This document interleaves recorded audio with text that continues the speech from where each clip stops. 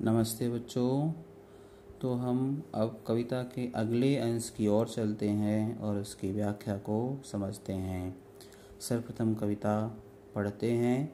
कविता एक खेल है बच्चों के बहाने, बाहर भीतर यह घर वह घर, सब घर एक कर देने के माने बच्चा ही जाने।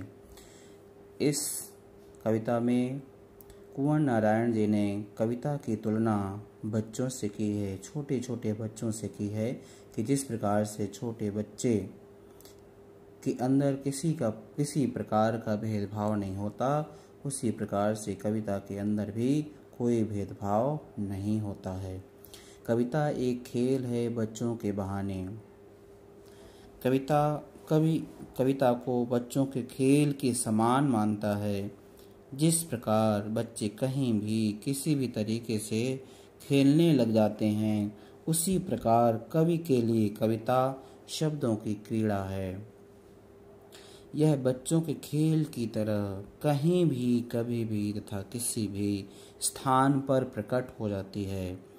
वह किसी भी समय अपने भावों को व्यक्त कर सकती है। कविता एक खेल है बच्चों के बहाने, बाहर भीतर यह घर वह घर, सब घर एक कर देने के माने बच्चा ही जाने।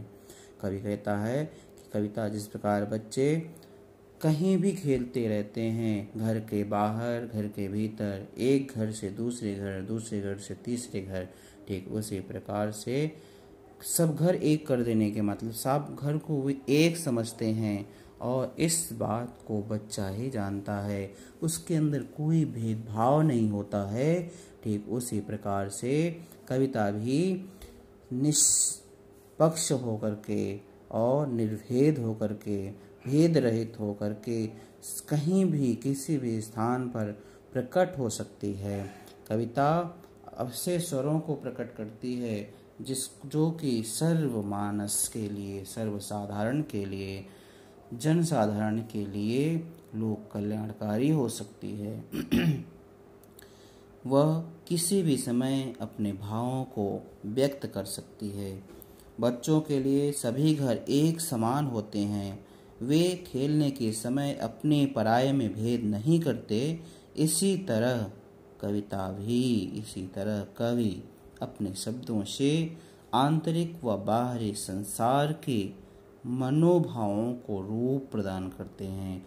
मतलब जैसे कवि के अंदर मनोभाव होते हैं, वही मनोभाव कविता के सहारे प्रकट होते हैं। वह बच्चों की तरह बेपरवाह है। कविता पर किसी प्रकार का कोई बंधन नहीं लागू होता है, अर्थात कवि अपनी कविता को कहीं भी किसी भी स्थान पर किसी भी समय पर प्रकट कर देता है। ये कवि की कविता की व्याख्या है। इसके काव्य सौंदर्य पर हम थोड़ा चर्चा करते हैं।